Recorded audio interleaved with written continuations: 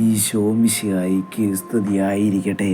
ഇന്ന് കർത്താവ് വചനം പറയുന്നത് നമ്മെ ഓരോരുത്തരും എന്താണോ കർത്താവിനോട് യാചിച്ചത്, സങ്കടത്തോടെയാണോ യാചിച്ചത്, അതൊക്കെ കർത്താവ് വെളിപ്പെടുത്തി തരികയാണ്. കർത്താവ് എങ്ങനെയാണ് നിൻ്റെ പ്രാർത്ഥന കേൾക്കുന്നത് എന്ന് വെളിപ്പെടുത്തുകയാണ്. നമുക്ക് ആദ്യം തന്നെ അത്യുന്നതങ്ങളിലേക്ക് നോക്കി കർത്താവിൻ്റെ ഉച്ചസ്വരത്തിൽ ഹല്ലേലൂയ എന്ന് പറയാം.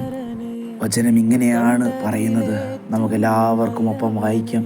അവിടുന്ന് എൻ്റെ അലച്ചിലുകൾ എണ്ണിയിട്ടുണ്ട്, എൻ്റെ കണ്ണീർ കണങ്ങൾ അങ്ങ് കുപ്പിയിൽ ശേഖരിച്ചിട്ടുണ്ട്. സങ്കീർത്തനങ്ങൾ 56:8.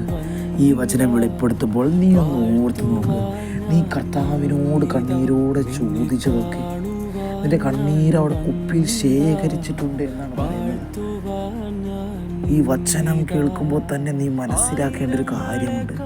കർത്താവിനോട് യാചിച്ച ഒരു കാര്യം കർത്താവ് അത് സാധിച്ചു തരും. കർത്താവ് അതൊരിക്കലും സാധിച്ചു തരാതിരിക്കില്ല എന്നാണ് ഈ വചനത്തിൽ പറയുന്നത്. ആ കർത്താവിനെ നമുക്ക് സ്തുതിക്കാം.